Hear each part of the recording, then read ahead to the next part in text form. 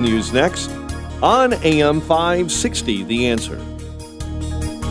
Listen to AM 560 The Answer online at 560theanswer.com, on the AM 560 mobile app, on your Alexa-powered smart speaker, and on TuneIn, iHeart, and on Odyssey.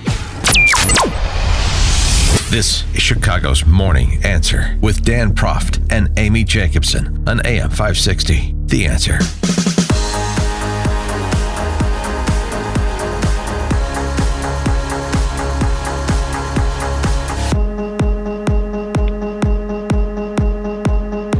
Top of the morning, Dan and Amy. More closing arguments from another mayoral candidate, Chicago mayoral candidate. He, of course, is Willie Wilson. You've heard on the show a number of times during the campaign. Chicago businessman on the ballot. The website, electwilliewilson.com. Willie joins us now. Willie, thanks for being with us again. Appreciate it. Okay, Dan, how you doing? And Amy, both of you guys.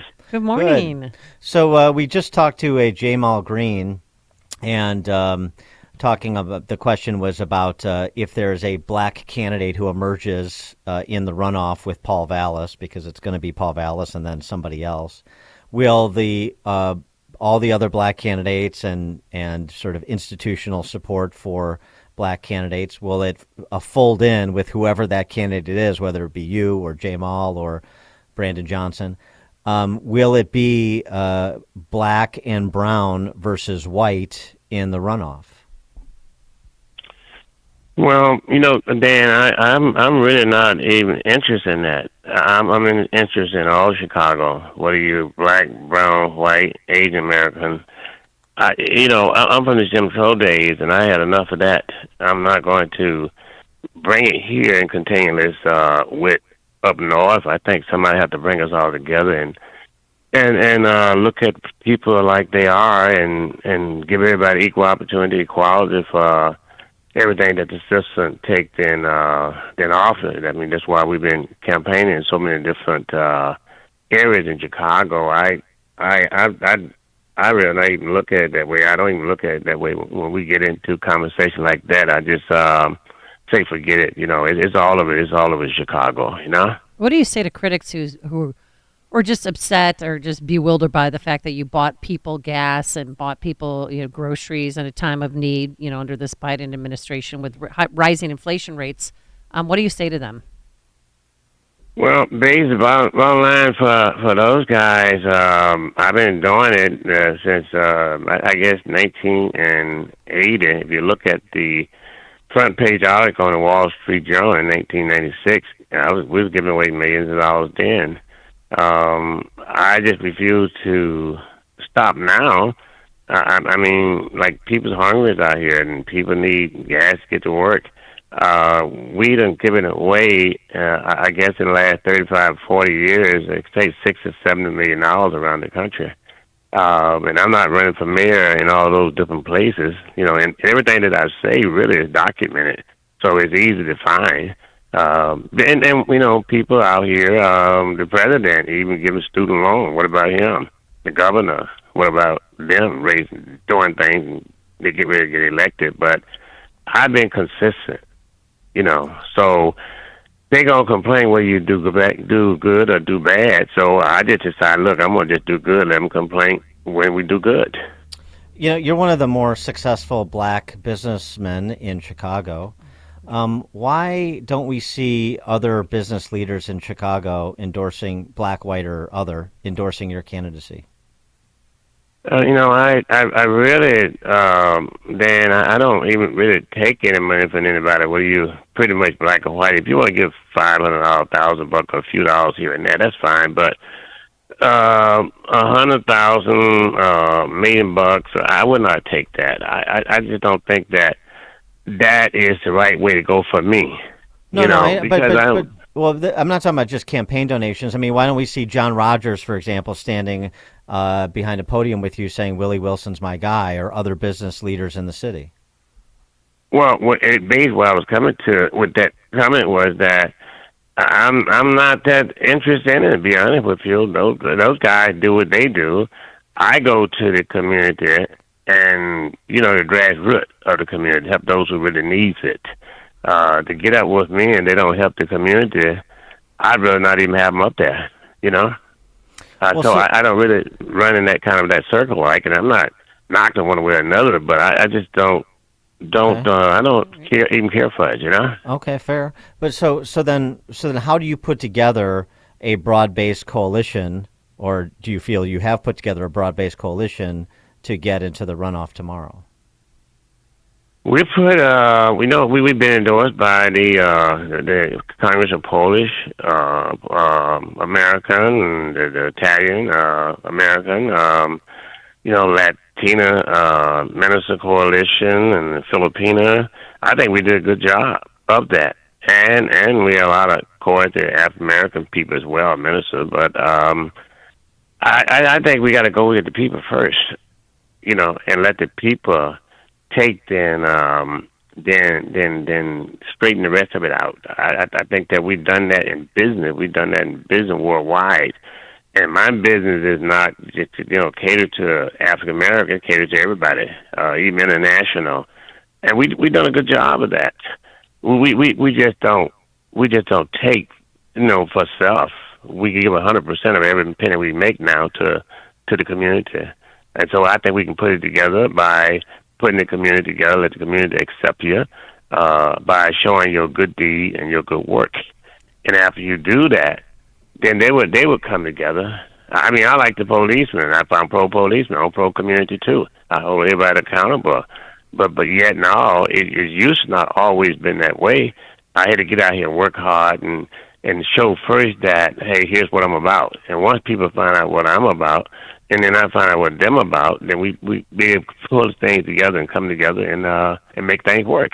Now, you and a number of candidates, not all candidates, are pro-police, want to hire more police officers, but the real problem is the revolving door at 26 and Cal and with Kim Foxx's office. If you're elected mayor, what are you going to do to stop that? Well, let me back a minute. I'm pro-police, I'm pro-community, I'm pro everybody being held accountable.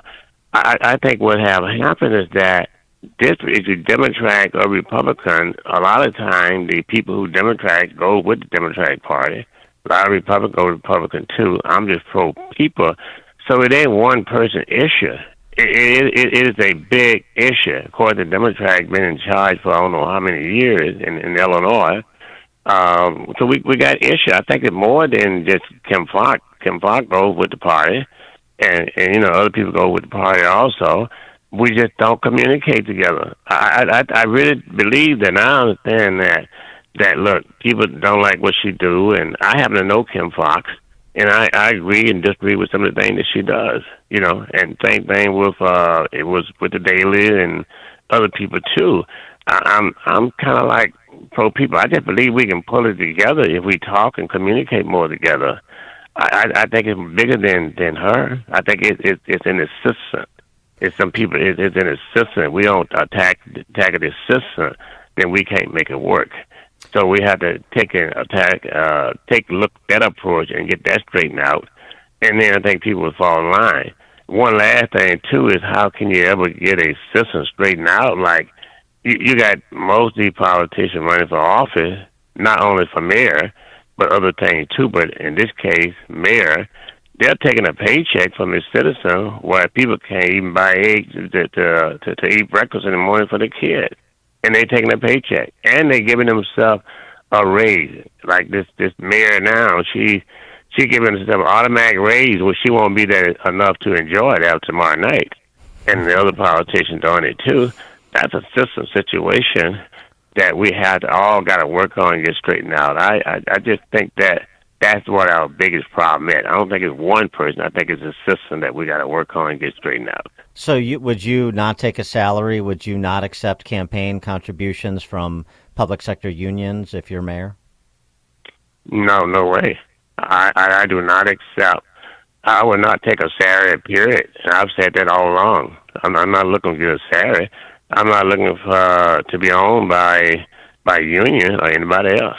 I think that's one of the problems that is wrong with all of us, that if we start taking money not only from the union, but big business and things of that nature, look, sometimes it can get out of perspective. I think the union has got to have an equal opportunity, equality for all citizens. I just don't want to be. I think I'm the only candidate that's not bought. But look, I don't dislike unions. I don't dislike nobody. I just think we got to get it right in order that all of us can make sure that we can make a good living with our families and things like that. So I think it's a matter of communication, because I communicate a lot with unions, stuff like that.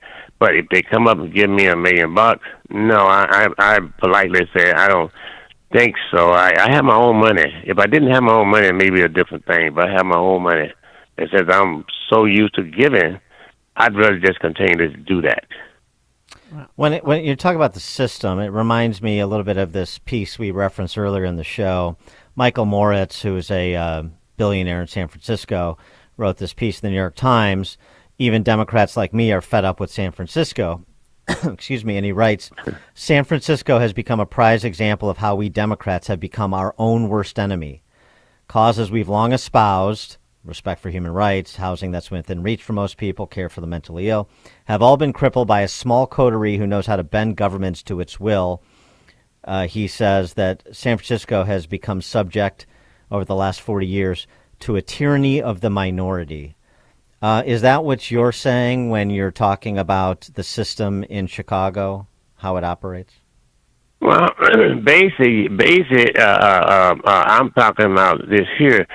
Yeah, pretty much. But basically, I'm talking about, look, the government's supposed to be government by the people, not by its party. I don't. I just think that the government, the people have begun to govern everything.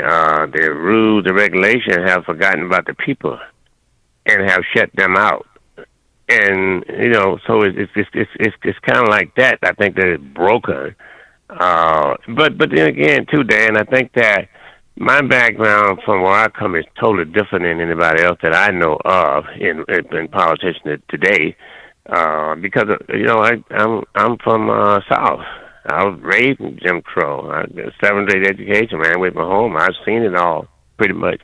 And I look at things like, look, our only thing that we had to live for and have a hope was through our faith, our faith in Christ, and keep us going and try to keep us focused and get a foundation in place. And I live by that, but I also have common sense to where it needs to be at, and look at the human being first before I look at the party and anything else. I think that is why we're missing it. I've had no issue being up north. Many times I've been up north lately, with White up there, the Filipino, and everybody else up there. But I had the opportunity to get up there, and we've been talking and getting along just fine. I've had no issue. Prior to that, I didn't allow myself to get out of my environment, so I drew my own conclusion, which was actually wrong, because I didn't get a chance to allow myself to get out there and find out what are some of those issues. Why do people think this way? Why do they do this and do that?